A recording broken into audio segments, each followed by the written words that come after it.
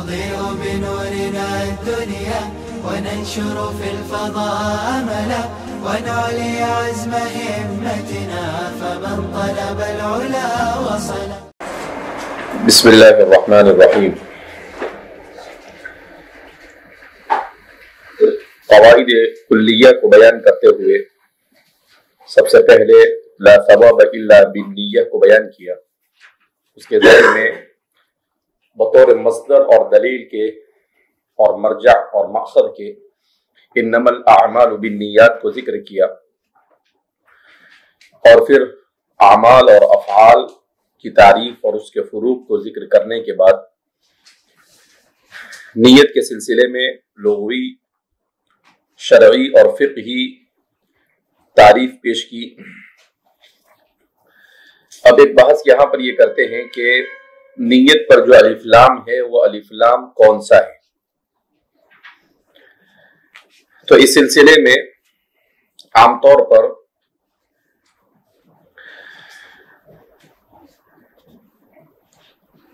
حضرات محققین کا یہ ماننا ہے کہ اسے الف لام جنسی پر محمول کیا جائے، کہ یہ جو الف لام ہے وہ الف لام جنسی ہے، کہ تمام کے تمام اعمال جو بھی انسان سے سرزد ہو اس کا مدار ثواب کے اعتبار سے نیت پر ہے.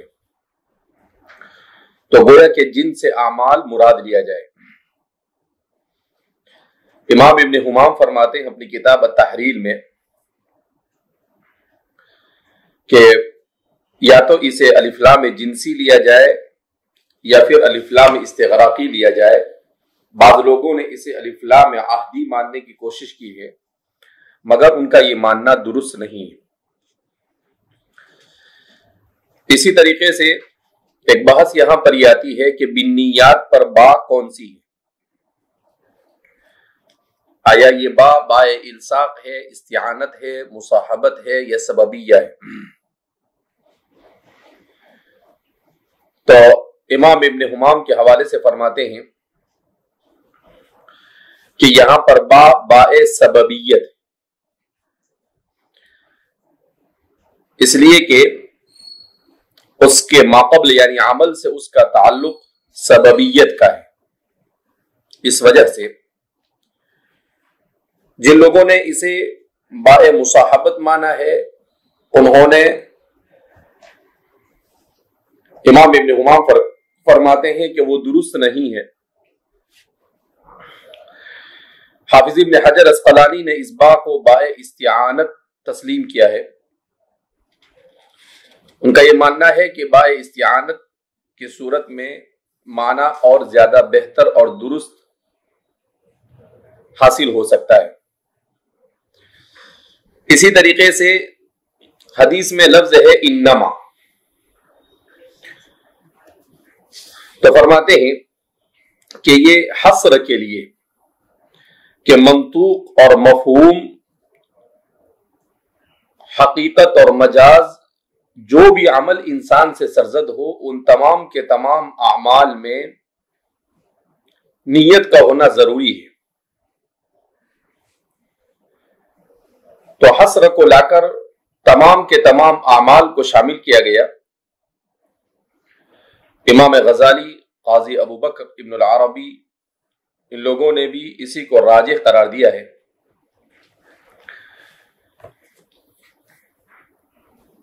صاحب التحریر فرماتے ہیں کہ حنفیہ کے نزدیک اسی لیے لا ثواب الا بالنیہ کا قاعدہ بنایا گیا تاکہ انما کے حصر میں عموم پیدا ہو سکے اور تمام کے تمام انسان سے صادر ہونے والے اعمال کو اس میں شامل کیا جا سکے. بہرحال لا ثواب الا بالنیہ، اس کا مطلب اور اس کی مراد کیا ہے؟ ای لا عمل الا بنیۃ، لا شیء من افراد الاعمال بثابت فی حال من الاحوال الا عند اقترانہ بالنیہ، کہ اعمال میں سے چھوٹا بڑا جو بھی عمل انسان سے سرزد ہو کسی بھی حالت میں سرزد ہو وہ اس وقت تک ثواب کا حامل نہیں ہوتا ہے جب تک کہ اس کے ساتھ اقتران نیت نہ ہو۔ اگر نیت نہیں ہے تو اس صورت میں یہ کہا جائے گا کہ یہ عمل گویا کہ اگر فرض ہے تو ادا نہیں ہوگا، اور اگر غیر فرض ہے تو اس صورت میں ادا تو ہو جائے گا مگر برسبیل عبادت ادا ہو سکے گا نہیں، ایسی عبادت جس پر ثواب کا تحقق ہوتا ہے۔ بہرحال تو مصنف فرماتے ہیں کہ لا ثواب الا بالنیہ والا جو قاعدہ ہے وہ حدیث انما الاعمال بالنیات من باب المقتضى، اسی سے اس کا تعلق ہے اقتضاء کی حیثیت سے۔ کیا مطلب کہ انما الاعمال بالنیات، جو اعمال بھی جمع نیت بھی جمع اور انما کو بھی حصر کے لیے لایا گیا، تو یہ ساری چیزیں اس بات کا تقاضا کرتی ہے کہ اس حدیث کو کسی ایسے معنی پر محمول کیا جائے جو معنی تمام کے تمام چیزوں کو کیا ہو، شامل ہو، اور وہ اسی وقت ممکن ہے جب اس کے بارے میں لا ثواب الا بالنیہ والی تفسیر کی جائے، تعویل کی جائے اور اس کی توضیح اور شرح کی جائے تاکہ وہ تمام کے تمام کو کیا ہو جاوے، شامل ہو جاوے۔ اسی کو مصنف نے بیان کیا من باب المقتضى لکثرت وجود الاعمال بدونها، اس لیے کہ بہت سارے اعمال نیت کے بغیر بھی وجود میں آ جاتے ہیں۔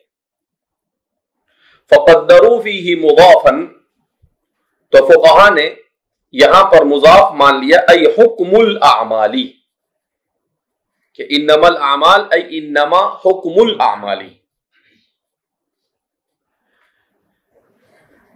کا، ایسے ہی جیسے قرآن کریم میں وَاسْأَلِ الْقَرْيَةَ ای وَاسْأَلْ اہل القریہ، تو اس طرح عربی زبان میں متداول اور عام ہے کہ کبھی مضاف الیہ کو ذکر کر کر مضاف کو کیا کر دیا جاتا ہے، حذف کر دیا جاتا ہے۔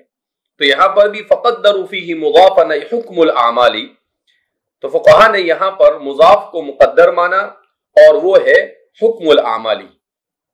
وَهُوَ نَوْعَانِ، اب اگر حکم الاعمال نکالا گیا تو پھر فرماتے ہیں کہ اس کی دو قسمیں، نوعان اخروی، نمبر ایک حکم العمل الاخروی، اور وہ کیا ہے، وَهُوَ الثواب، اور وہ ہے ثواب، وَاستحقاق العقاب، اور معصیت کی صورت میں سزا کا استحقاق، اور معصیت کی صورت میں سزا کا استحقاق۔ اب فرماتے ہیں کہ جب حکم نکالا تو اب حکم دو ہوں گے، یا تو حکم دنیاوی ہوگا یا حکم اخروی ہوگا۔ اگر حکم اخروی لیا جائے تو حدیث کی مراد صحیح طور پر واضح ہوتی ہے کہ ہر ایک کو شامل ہو جاتا ہے، اور اگر حکم دنیاوی مراد لیا جاوے یعنی صحت اور بطلان، تو اس صورت میں حدیث کا عموم جیسا اس کا تقاضا ہے ویسا نہیں ہو سکتا ہے۔ کیوں؟ اس لیے کہ کہیں پر نیت ضروری ہوتی ہے اور کہیں پر نیت ضروری ہوتی نہیں، اسی لیے آگے فرما رہے ہیں وَدُنْيَوِيٌّ، اور دوسرا حکم دنیاوی ہے، وَهُوَ الصِّحَّةُ وَالْفَسَادُ، اور حکم دنیاوی سے مراد اس کا صحیح ہونا، یعنی اگر عمل بھی صحیح، طریقہ بھی صحیح اور نیت بھی کر لیا تو وہ عمل کیا ہو جائے گا، صحیح ہو جائے۔ جیسے نماز پڑھی، ظہر کی نماز کو اس کے وقت میں ادا کی نیت کے ساتھ اگر آدمی پڑھتا ہے تو وہ نماز کیا ہو جائے گی، صحیح ہو جائے گی۔ تو یہ ہو گیا الصحہ والفساد، اور فساد کیا مطلب، ظہر کی نماز کو ظہر کے وقت میں اگر کوئی قضا کی نیت سے پڑھے جبکہ ادا کا وقت ابھی کیا ہے، باقی ہے، ادا کا وقت کیا ہے، باقی ہے، تو احناف کا اس میں اختلاف پایا جاتا ہے۔ بعض کا کہنا ہے کہ میں نہیں ہوگی، اس لیے کہ ادا کو قضا کی نیت سے کیسے پڑھے گا، ادا کو تو ادا کی نیت سے پڑھے گا، ہاں وقت اخیر میں تھوڑا سا باقی ہو تو نیت کا کوئی اعتبار نہیں ہوتا ہے. جب 2-4-5 منٹ بچے ہو تو صرف چونکہ وہ وقت ادا ہی بچا ہے، لیکن اس کے علاوہ اگر وہ کرتا ہے تو اسے دوبارہ پڑھنا ہے یا نہیں. تو عام طور پر فقہا کا کہنا ہے کہ اسے دوبارہ پڑھنا پڑے گا. کیوں؟ اس کی نیت میں فساد ہو گیا تو نماز بھی کیا ہو گئی؟ فاسد ہو گئی. اور وہ نفل یا جو بھی کچھ ہونا ہوگا وہ ہو جائے گی، مگر اس کے اوپر اس کا اطلاق ہوگا نہیں. تو اسی کو فرما رہے ہیں کہ وَهُوَ الصِّحَّةُ وَالْفَسَادُ، اور وہ کیا ہے؟ صحت اور فساد. یعنی نیت کی وجہ سے یا تو عمل صحیح ہوگا یا پھر نیت کی وجہ سے عمل صحیح نہیں ہوگا، یا پھر اس نے نماز پڑھی مگر کوئی نیت ہی نہیں کی. نماز پڑھی مگر ارادت القلب پایا ہی نہیں گیا، نہ زبان سے کیا اور نہ دل میں سے، بس نیند میں سے اٹھا اور نیند میں وضو کیا اور امام صاحب کے پیچھے کھڑا ہو گیا. کوئی نہ امام صاحب کی اقتدا کی نیت کی، نہ نماز کی نیت کی، کچھ نہیں. دنیا وما فیہا سے حضرت بے خبر ہے، مست ہے نیند کے اندر ہی، تو اس کی نماز ہوگی؟ نہیں ہوگی. فساد نیت، کیونکہ نیت ہی نہیں ہے تو نماز کیا ہو جائے گی؟ فاسد ہو جائے گی. اچھا آگے فرما رہے وقد اريد الاخروی، اور احناف کے یہاں پر یہاں پر حکم اخروی کو مراد لیا گیا، اور وہ کیا ہے؟ الثواب والعقاب بالاجماع. اس سلسلے میں اجماع ہے. سوال پیدا ہوتا ہے اجماع کیسے؟ شوافی اور احناف کا اختلاف پایا جاتا ہے. تو کہتے ہیں کہ اگرچہ اختلاف ہے مگر اس چیز میں کسی کا اختلاف نہیں کہ ثواب کا ملنا اور نہ ملنا موقوف ہے کس کے اوپر؟ نیت پر. جو لوگ حکم دنیاوی مراد دیتے ہیں ان کے یہاں پر بھی یہ حکم ہے. جو لوگ حکم دنیاوی نصیحت اور فساد مراد لیتے ہیں ان کے یہاں پر بھی یہ حکم ہے کہ بھئی ثواب کے لیے تو نیت کیا ہے؟ ضروری. تو اس کا مطلب یہ ہے کہ اس پر تو اجماع ہی ہے، حکم اخروی پر کسی قسم کا کوئی اختلاف پایا جاتا نہیں. للاجماع علی انہ لا ثواب ولا عقاب الا بالنیہ، اس لیے کہ اس بات پر اجماع ہے کہ طاعات میں ثواب اور معاصی میں عقاب، یہ اس کا مدار ہے نیت پر. اس کا مدار کس پر ہے؟ نیت پر ہے. فانتفى الآخر ان يكون مرادا، لہذا جب ایک پر اجماع ہو گیا تو بیک وقت دو تو مراد نہیں ہو سکتے ہیں. تو فانتفى الآخر ان يكون مرادا، تو دوسرا خود بخود منتفع ہو جائے گا کہ اسے مراد لیا جائے. یعنی دوسرا حکم دنیاوی کو مراد لینا اب درست ہوگا نہیں. حکم دنیاوی کو مراد لینا درست ہوگا نہیں. پھر سوال پیدا ہو کہ پھر حکم اخروی کا کیا؟ تو وہ مصنف آگے بیان کر رہے ہیں کہ ہمارے یہاں پر جو فرض ہے اس کی وجہ کیا؟ کہا وہ یہ حدیث نہیں ہے، پھر اس کی وجہ کوئی اور وجہ ہے. کیا ہے وہ آگے مصنف خود بیان کر رہے ہیں. اما لانہ مشترک ولا عموم له، اس لیے یا تو اس لیے کہ انہ مشترک، کہ حکم مشترک لفظی ہے اور ہر مشترک لفظی لا عموم له، اس میں عموم نہیں ہوتا ہے. اس میں عموم نہیں ہوتا ہے. کیا مطلب اس کا؟ کہ عموم جو ہوتا ہے، مشترک جو ہوتا ہے اس میں عموم نہیں ہوتا ہے. مشترک جو ہوتا ہے اس میں کیا نہیں ہوتا ہے؟ عموم نہیں ہوتا ہے. مشترک میں عموم نہ ہونے کا کیا مطلب؟ مشترک میں عموم نہ ہونے کا مطلب یہ ہے کہ جب کوئی لفظ ایسا ہو جس میں دو معنی پائے جائے، ایک ہی لفظ ہے اور اس کے دو معنی ہیں، یا تو دونوں حقیقی ہوں گے یا ایک حقیقی اور ایک مجازی ہوگا. لیکن جب بولا جائے گا تو دو میں سے کوئی ایک مراد لیا جائے گا. دونوں بیک وقت ایک ساتھ مراد لیے جا سکتے نہیں. دونوں بیک وقت مراد لیے جا سکتے نہیں. جیسے آپ نے پڑھا جاریہ، تو باندھی کو بھی کہتے ہیں اور کشتی کو بھی کہتے ہیں. لیکن کیا ایک ہی وقت میں دونوں مراد لیں گے؟ نہیں. اس کا مطلب کیا ہوا؟ لفظ مشترک میں خصوص ہوتا ہے، عموم نہیں ہوتا ہے. جیسے نفی نفی اس بات ہوتا ہے، میں نے کھانا نہیں کھایا نہیں، اس کا مطلب کیا؟ کھایا. ارے بھائی یہ نفی کی نفی کریں گے تو اس بات ہو جائے گا نا. میں نے کھانا نہیں کھایا نہیں، تو دو نفی جمع ہوئی تو کیا ہو گیا؟ اس بات. میں سویا نہیں نہیں، تو پہلا جملہ ہوا میں سویا نہیں، پھر بعد میں اسی کی نفی کر دی نہیں، تو جب نہیں کی نہیں کر دو گے تو کیا ہو جائے گا؟ اس بات. اسی کو منطق کہتے ہیں. اسی کو کیا کہتے ہیں؟ منطق کہتے ہیں. ایسے ہی سمجھ میں آ جاوے تو الگ منطق تھوڑی ہے. منطق تو اسی کو کہتے ہیں جو دیر سے کیا ہو جاوے سمجھ میں آئے. وہ کہتے ہیں نا کہ ایک طالب علم مدرسے میں پڑھنے کے لیے گیا تو ابا نے پوچھا کہ بیٹا کیا پڑھ کر آیا؟ تو بولے منطق. کہ یہ منطق کیا ہوتی ہے؟ تو بولے انڈا لاؤ. وہ انڈا منگایا. اس نے کہا کہ ابا انڈا پکڑو. یہ اس نے ایسا انڈا پکڑا. بولے ابا ایسے 10 سوچو. تو اس نے بولا 10 سوچے. تو بولے دیکھو ایک انڈے کو تصور میں نے 10 بنا دیا. تو بولے تو جاتا ہے کہ نہیں یہاں سے؟ کو بناتا ہے. بولے ایک کو جتنا تصور کرنا ہو گیا کرو تو وہ اتنا کیا ہو جاتا ہے؟ بن جاتا ہے. تو کیا تو منطق اسی کو کہتے ہیں. اب بیان کر رہے ہیں کہ جیسے آپ نے دیکھا کہ نفی نفی اس بات ہوتا ہے، اسی لیے کہتے ہیں کہ علم منطق، حضرت تھانوی رحمۃ اللہ علیہ نے لکھا ہے علوم عقلیہ یہ افہام اور تفہیم کے لیے شریعت مطہرہ کی افہام اور تفہیم کے لیے ضروری ہے. شریعت مطہرہ کی افہام اور تفہیم کے لیے کیا ہے؟ ضروری ہے. چاہے کوئی کتنا ہی اس کا انکار کرے، لیکن اس کے بغیر شریعت اتنی آسانی کے ساتھ سمجھ میں آ سکتی نہیں. کیوں کہ ہماری شریعت کوئی سرسری شریعت نہیں ہے، بڑی عمیق اور وسیع شریعت ہے. اس شریعت کو سمجھنے کے لیے آپ کو علوم منقولہ کے ساتھ علوم معقولہ میں بھی مہارت کا حاصل ہونا کیا ہے؟ ضروری ہے. ابھی ایسی جگہ پر یہی کام آتا ہے. ایسی جگہ پر کیا ہوتا ہے؟ اب یہ مشترک کو سمجھنا ہے تو کیسے سمجھنا پڑے گا؟ آپ کو منطق سے سمجھنا پڑے گا. کیسے سمجھنا پڑے گا؟ منطق سے سمجھنا پڑے گا. اسی لیے اصول فقہ کو 2 طرح سے لکھا گیا.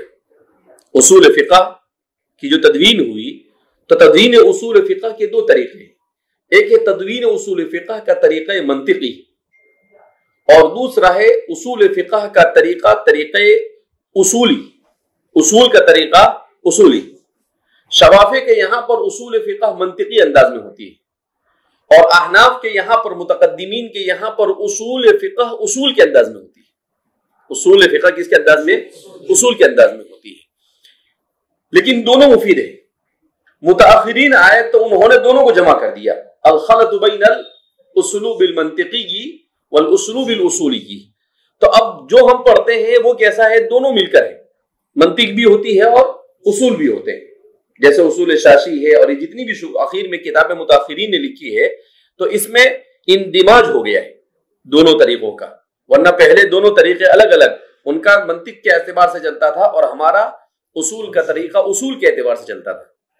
بہرحال تو فرماتے ہیں کہ مشترک اگرچہ کوئی کلمہ ایسا ہو کہ اس میں 5 معنی پائے جائے. اب جیسے عین، آنکھ کو کہتے ہیں، چشمے کو کہتے ہیں، سورج کی ٹکیا کو کہتے ہیں، بیع العین بالعین کس کو کہتے ہیں؟ دین کے مقابلے میں عین کو کہتے ہیں، مخصوص سامان. ارے ہدایت میں پڑھا نا، بیع العین بالعین، بیع الدین بالدین، بیع العین بالدین، بیع الدین بالعین، 4 قسمیں اس کی پڑھی ہے. تو بیع العین بالعین کا مطلب کیا؟ سامان کی بے سامان سے، یعنی محسوس کی بے محسوس سے. اس کو کیا کہتے ہیں؟ بیع العین بالعین. تو اس کے لیے بھی استعمال ہوتا ہے، جواسیس کے لیے بھی استعمال ہوتا ہے. اب اتنے سارے مشترک لفظ ہوئے، لیکن کیا بیک وقت سارے معنی مراد لیں گے؟ نہیں. جب بولا جائے گا تو سیاق و سباق سے کسی ایک معنی کو مراد. اس کا مطلب کیا ہوا؟ مشترک کے لفظی اس میں خصوص ہوتا ہے، عموم نہیں ہوتا ہے. اب سمجھ میں آیا؟ مشترک کے لفظی کیا ہوتا ہے؟ اس میں خصوص ہوتا ہے، عموم نہیں ہوتا ہے. کہ وہ اگرچہ 10 نہیں 20 معنی اس میں پائے جائے، لیکن سیاق و سباق کو دیکھ کر کسی ایک معنی کا متعین کرنا کیا ہوتا ہے؟ ضروری ہوتا ہے. ورنہ مسئلہ ہو جائے گا کہ بھئی 5 معنی مراد دے تو چلے گا کیسے؟ اختلال فی الکلام والفہم لازم آئے گا. کچھ بھی سمجھ میں آئے گا نہیں، ایک یہ مراد دے گا، دوسرا وہ مراد دے گا، تیسرا یہ مراد دے گا، اور ایک ایک لیوے تو ٹھیک ہے کام چل بھی جاوے، لیکن پانچوں مراد دے تو کیسے کام چلے گا؟ کہیں بھی کام نہیں چلے گا۔ تو فرماتے ہیں او لاندفاع الضرورت به من صحة الكلام فلا حاجت الى الاخر، لاندفاع الضرورت به، اس سے ضرورت کے پورا ہو جانے کی وجہ سے، یعنی حکم اخروی لینے سے ضرورت کیا ہو جاتی ہے؟ پورا ہو جاتی ہے۔ من صحة الكلام، اور کلام کا صحیح محمل متعین ہو جاتا ہے۔ فلا حاجت الى الاخر، لہذا دوسرے کی اب کوئی ضرورت رہی نہیں۔ کیا دو حکم سے دو مراد ہو سکتے، یا تو دنیاوی یا اخروی۔ اب جب یا یہ اور آپ نے اخروی کو متعین کر دیا تو اب آپ دنیاوی کیسے لیں گے؟ آپ کو ایک ہی لینا پڑے گا، کیونکہ آپ کی ضرورت پوری ہو گئی اور حدیث کا محمل اس سے کیا ہو جاتا ہے؟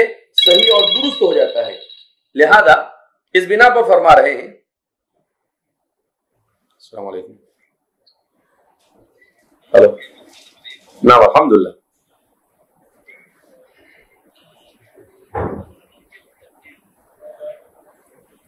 غدا او اليوم، ايوه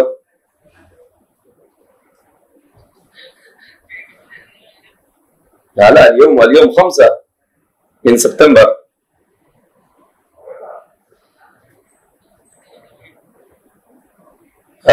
نحن نغادر من هنا الساعة 2. ايوه نعم،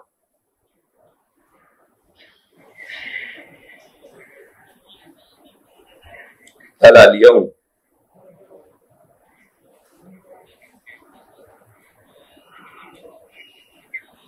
نعم بالقطار، اوكي، احسنت اتصلت، والا انت نائم ونحن نذهب.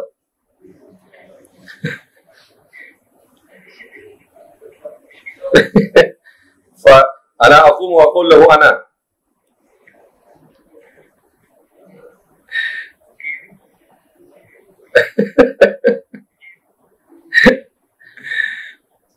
لا بس ان شاء الله الساعة 2 نغادر ان شاء الله. بارك الله فيك، إياكم.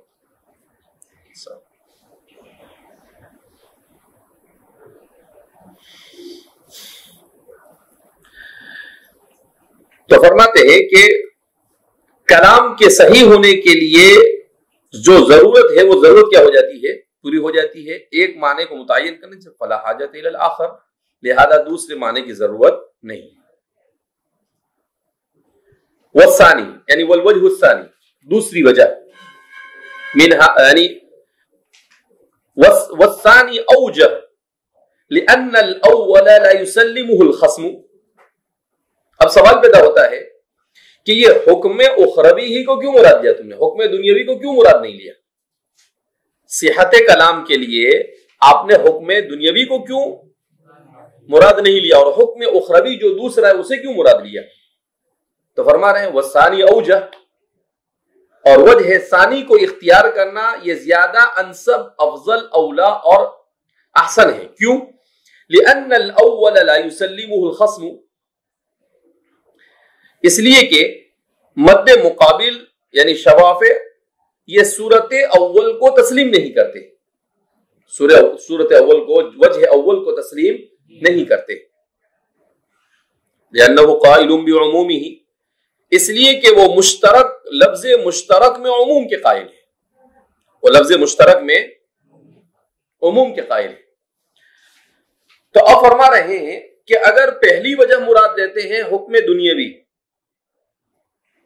تو اس صورت میں ہمارا جو خصم مد مقابل ہے اس کے ساتھ ہمارا توافق نہیں ہو پائے گا۔ ہمارا کیا نہیں ہو پائے گا؟ توافق نہیں ہو پائے گا۔ کیوں؟ اس لیے کہ ان کے یہاں پر مشترک کا حکم یہ ہے کہ وہ عموم کا حامل ہوتا ہے، وہ خصوص کا حامل نہیں ہوتا ہے۔ یعنی بیک وقت لفظ مشترک سے دونوں معنی مراد لیے جا سکتے، دونوں معنی کیا مراد ہو سکتے مراد، جبکہ ہمارے یہاں پر ایسا نہیں ہے۔ تو اس چیز میں ہمارا ان کا اختلاف ہو گیا۔ تو اب وہ دونوں مراد لیں گے تو ان دو میں سے کوئی ایک تو متعین ہے اور ایک مختلفی ہے. تو متعین والا کون سا ہے؟ دوسرا ہے. اور مختلفی والا کون سا ہے؟ پہلا ہے. یعنی حکم دنیاوی کیا ہے؟ مختلفی. اور حکم اخروی کیا ہے؟ وہ تو ہم بھی مان رہے ہیں اور وہ بھی مان رہے ہیں. اگر وہ دونوں بھی مانے تب بھی وہ اس کے اندر میں کیا ہے؟ شامل ہے. اور ہم ایک ہی کو مانے تو پہلا شامل نہیں ہے اور دوسرا اس میں کیا ہے؟ تو متفق علیہ جو ہے وہ کون سا ہے؟ الوجہ الثانی. کون سا ہے؟ لہذا اس بنا پر زیادہ مناسب یہی ہے کہ اسی فحینئذ لا يدل الحدیث على اشتراطها فی الوسائل للصحہ. تو اب اس صورت میں حدیث نیت کے شرط ہونے کے سلسلے میں وسائل پر دلالت نہیں کرے گی صحت کے اعتبار سے. ولا يدل على اشتراطها فی المقاصد ایضا. اور حدیث نیت کے شرط ہونے پر دلالت نہیں کرے گی مقاصد میں بھی. مقاصد میں بھی. اچھا اب کیا بیان کر رہے ہیں کہ دیکھو جب حکم اخروی مراد لیں گے تو ایک معنی متعین ہو گیا جس پر سب کا اتفاق ہے. تو اب اس حدیث سے انما الاعمال بالنیات والی حدیث سے آپ لا ثواب الا بالنیہ والا قاعدہ لا رہے ہیں. لہذا اس بنا پر ہر جگہ پر یہ فٹ ہوگا. تو اب جو صحت والا حکم ہے کہیں پر لو اور کہیں پر لو ایسا نہیں ہو سکتا ہے. آپ کہو کہ چلو وسائل میں صحت پر محمول کر لو اور مقاصد میں اسے کس پر محمول کر لو؟ نہیں، وسائل میں ثواب پر محمول کر لو. یعنی وضو ہے، غسل ہے، یہ سب وسائل ہے جو مقصود عبادت مقصودہ نہیں. اور نماز، روزہ، زکات یہ کیا عبادت ہے؟ اب اگر کوئی یہ کہے کہ عبادت مقصودہ میں یہ مراد لو اور یہاں پر جو عبادت غیر مقصودہ ہے اس میں وہ مراد لو تو یہ تو چلے گا نہیں. تو اب اس حدیث سے کیا ثابت ہوگا کہ ہر جگہ پر لا ثواب الا بالنیہ، ای لا ثواب انما الاعمال بالنیات کا مطلب کیا ہوا؟ انما ثواب الاعمال الا بالنیہ.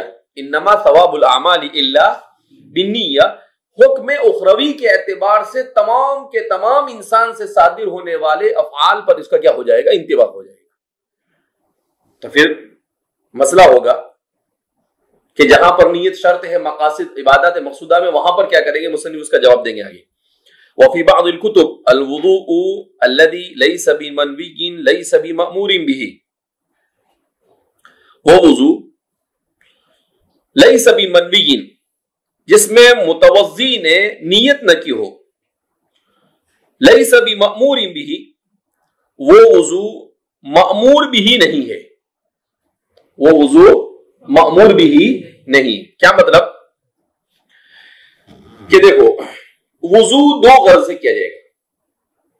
ایک تو وضو صحت صلاۃ کے لیے شرط ہے اس لیے کیا جائے گا، اور دوسرا وضو یہ کیا جائے گا حصول ثواب کے لیے. دوسرا وضو کیا جائے گا حصول ثواب کے لیے. تو کہا کہ جو وضو صحت صلاۃ کے لیے ہے اس وضو میں نیت ہے ہی نہیں. جو وضو صحت صلاۃ کے لیے ہے اس وضو میں نیت کا کہیں تذکرہ ہے ہی نہیں. کیوں؟ قرآن کیا کہتا ہے؟ اذا قمتم الى الصلاة فاغسلوا وجوهكم وايديكم الى المرافق وامسحوا برؤوسكم وارجلكم الى الكعبين. قرآن نے ایسا نہیں کہا کہ اذا قمتم الى الصلاة فانووا کہ نیت کرو. کئی بار قرآن نے بیان نہیں کیا. چار فرائض کو ذکر کر دیا، ختم ہو گئی بات. عبارت النص کے ذریعے سے فرائض کیا ہو گئے؟ ثابت ہو گئے. اب خبر واحد کے ذریعے سے اس پر آپ کیسے زیادتی کریں گے؟ نہیں کر سکتے ہیں. لہذا جو وضو مطلوب ہے اس وضو میں نیت کا کہیں تذکرہ ہی نہیں. اس میں نیت کا کہیں، تو آپ نیت کو وہاں پر لا ہی نہیں سکتے. اس حدیث کے ذریعے سے تو لانے سے رہ گئے آپ، اس لیے کہ اس کو ثواب پر محمول کر دیا گیا. اور قرآن کی آیت میں وہ مذکور نہیں ہے نیت، تو اس سے بھی نہیں ثابت ہوا. تو کہیں سے بھی وضو کے اندر میں نیت ثابت ہوئی نہیں. اب اگر کسی حدیث میں یہ آیا کہ بھائی ثواب نیت کرنا ضروری ہے تو اس حدیث کو محمول کیا جائے گا کس کے اوپر؟ حکم اخروی والی روایت انما الاعمال بالنیات پر. تو کتاب پر بھی عمل ہو جائے گا، زیادتی لازم نہیں آئے گی، اور سنت پر بھی کیا ہو جائے گا؟ عمل. کہ بھئی آدمی جب وضو کر ہی رہا ہے تو نیت سے کرے. جب آدمی وضو کر ہی رہا ہے تو کس سے کرے؟ وہ نیت سے کرے. تو اسی کو فرما رہے ہیں وفی بعض الکتب الوضوء لیس بمنوی لیس بمأمور به، کہ وہ وضو جس میں نیت نہ ہو وہ مامور بھی ہی نہیں، یعنی اس کا حکم دیا ہی نہیں گیا ہے. ولیکنہ مفتاح للصلاۃ، ہاں وہ نماز کے لیے مفتاح ضرور ہے، یعنی بغیر نیت کے بھی کیا تو نماز کے صحیح ہونے کے لیے کافی ہے، اس میں کوئی ضروری نہیں ہے کہ نیت کرے، کیونکہ شریعت میں وہ مطلوب نہیں ہے. وَإِنَّمَا اشْتُرِطَتِ النِّيَّةُ فِي الْعِبَادَاتِ الْمَقْصُودَةِ بِالْإِجْمَاعِ. اب یہ جواب دے رہے ہیں. اب سوال پیدا ہوتا ہے، چلو ٹھیک ہے آپ نے یہاں سے تو اپنا دامن جھاڑ لیا اور نکل گئے، لا ثواب الا بنی ای لا حکم لا حکم انما الاعمال بالنیہ ای لا حکم عمل الاخروی الا بالنیہ. یہ کہہ کر آپ نکل گئے اور آپ نے مقصودہ اور غیر مقصودہ دونوں کو اسے کیا کر دیا؟ نکال دیا کہ بھئی ہر جگہ پر نیت نہیں ہے. تو پھر اب عبادات مقصودہ جہاں پر نیت کے بغیر عبادت نہیں ہوتی وہاں پر آپ کیا کہو گے؟ تو کہا کہ ٹھہرو ذرا، ٹینشن مت لو، اس کا بھی ہم آپ کو جواب دے رہے. وَإِنَّمَا اشْتُرِطَتِ النِّيَّةُ، اور بہرحال نیت کو شرط کیا گیا صحت کے لیے، فی العبادات المقصودۃ، عبادات مقصودہ میں، بالاجماع، نمبر 1 اجماع کی وجہ سے. کس کی وجہ سے؟ کہ تمام امت کے فقہا کا اس پر اجماع ہے کہ عبادات مقصودہ میں نیت ضروری ہے، کسی کا بھی اختلاف. اور الاجماع مصدر من مصادر الشریعت الطاہرۃ المطہرۃ، شریعت کا ایک اہم ترین مصدر ہے اجماع. ارے بھائی ہے کہ نہیں اجماع؟ کتاب اللہ و سنت رسولہ و اجماع الامت والقیاس، 4 ہے تو اس میں اجماع بھی ہے. تو کہا کہ امت کا اجماع ہو گیا کہ بھئی عبادات مقصودہ میں ضروری، کسی نے اختلاف ہی نہیں کیا، تو اجماع سے ایک تو ثابت ہو جائے گا عبادت مقصودہ میں. او اشترطت فیہا بآیت وما امروا الا لیعبدوا اللہ مخلصین لہ الدین، یا عبادات مقصودہ میں اسے شرط قرار دیا جائے گا قرآن کریم کی اس آیت کریمہ کی بنیاد پر جس میں کہا گیا وما امروا الا لیعبدوا اللہ مخلصین لہ الدین، کہ انہیں نہیں حکم دیا مگر یہ کہ وہ اللہ کی عبادت کرے دین کو خالص اس کے لیے کرتے ہوئے. دین کو خالص، تو کہا کہ مخلصین لہ الدین سے کس کی طرف اشارہ ہے؟ نیت کی طرف اشارہ ہے. کس کی طرف اشارہ ہے؟ تو کہا یہ انما الاعمال والی کو چھوڑ دو بھیا، اب آپ آ جاؤ ادھر کہ عبادات مقصودہ میں اخلاص نیت ضروری ہے، اخلاص ضروری ہے، اور اخلاص نیت کے بغیر آ نہیں سکتا ہے. اخلاص کس کے بغیر نہیں آ سکتا ہے؟ تو اس سے پتا چلا کہ یہ آیت یا تو اجماع عبادات مقصودہ میں دلیل ہے کس کے لیے؟ نیت کے شرط ہونے کے لیے، یا یہ آیت کریمہ دلیل ہے نیت کے شرط ہونے کے لیے. والوجہ الاول اوجہ، البتہ اجماع والی بات زیادہ مناسب ہے. مصنف کا کہنا ہے کہ مصنف کو یہ کہا بھی ٹھیک ہے یہ آیت سے بھی ہو سکتا ہے لیکن اجماع والی بات زیادہ مناسب، لأن العبادۃ فیہا بمعنی التوحید، اس لیے کہ عبادت میں معنی توحید پایا جاتا ہے. بقرینۃ عطف الصلاۃ والزکاۃ علیہا، اس طور پر کہ نماز اور زکوٰۃ کا عطف اس کے اوپر کیا جاتا ہے. والاصل فی العطف المغایرۃ، اور عطف میں اصل مغایرت ہے، اور عطف میں اصل کیا ہے؟ مغایرت. فلا تشترط في الوضوء والغسل ومسح الخفين وإزالة النجاسة الحقيقية عن البدن والثوب والمكان وعن الأواني للصحة. وأما اشتراطها في التيمم فلدلالة آيته عليها لأنه القصد لغة. تو اچھا مصنف کیا بیان کر رہے ہیں کہ بھئی دیکھو مجھے ایسا لگتا ہے اجماع والی بات زیادہ صحیح ہے. اب سوال پیدا ہوتا ہے کیوں؟ کہا لأن العبادت فیہا معنی التوحید، عبادت ہر عبادت میں کیا معنی پایا جاتا ہے؟ معنی توحید. تو بھئی عبادت آدمی نماز کیوں پڑھتا ہے؟ ایک اللہ کو مانتا ہے تو پڑھتا ہے. روزہ کیوں رکھتا ہے؟ جیسا اللہ نے کہا ویسا رکھتا ہے, نہیں اس کے کہنے میں. تو جتنی بھی چیزیں ہیں تمام کے تمام عبادات مقصودہ میں توحید ہے. اور قرآن کریم میں اسی توحید کے اوپر نماز، زکوٰۃ، حج ان تمام کا عطف کیا گیا ہے. ان تمام کو کیا کیا گیا ہے؟ عطف کیا. جب عطف کیا گیا تو اس سے کیا مطلب ہوا کہ مغایرت ہو گئی، کیونکہ معطوف علیہ میں مغایرت ہوتی ہے. جاءنی زید وعمر، اس کا مطلب زید الگ ذات ہے اور عمر الگ ذات ہے، مغایرت ہے. تو جب اس کا بھی عطف کیا گیا اس کا مطلب یہ ہے کہ توحید الگ ہے اور نماز الگ ہے. جب توحید کے لیے آپ نے احناف کے یہاں پر جیسا کہ مسلک ہے کہ صرف صدق قلب سے کام نہیں چلے گا، عمل بھی کیا کہتے ہیں تلفظ باللسان بھی کیا ہے ضروری ہے، تصدیق باللسان بھی کیا ہے ضروری، یعنی زبان سے تلفظ کرنا بھی ضروری ہے. تب جا کر وہ کیا مانا جائے گا؟ مومن اور موحد مانا جائے گا. کسی نے صرف دل میں کر دیا تو دنیا کے احکام ظاہریہ کے اعتبار سے اس کے اوپر اجراء احکام شریعت نہیں ہوگا، بلکہ ضروری ہے کہ وہ چند لوگوں کے سامنے زبان کے ذریعے سے اسے ادا کرے. تو جیسے وہاں پر صرف نیت سے کام نہیں چلا، ایسے ہی دوسری عبادت میں بھی صرف نیت سے کام چلے گا. اب سمجھ میں آئی بات؟ جب توحید اتنی بڑی چیز ہے وہاں پر صرف نیت سے کام چلا نہیں بلکہ نیت کے ساتھ ساتھ کیا کرنا پڑا اسے. تو اس لیے پتا چلا کہ نیت کے ساتھ ساتھ اس کا ہونا ضرور کا. اسی طریقے سے تمام کے تمام چیزوں میں، اس لیے مصنف فرما رہے ہیں فلا تشترط. اب صرف سوال پیدا ہوتا ہے فلا تشترط فی الوضوء ومسح، لہذا مذکورہ تمام تفصیلات سے یہ ثابت ہو گیا کہ وضو اور غسل اور مسح الخفین اور نجاست حقیقیہ کو بدن یا کپڑے یا مکان سے یا برتنوں سے پاک اور صاف کرنے کے لیے، دور کرنے کے لیے اور صحت کے لیے نیت شرط نہیں ہے.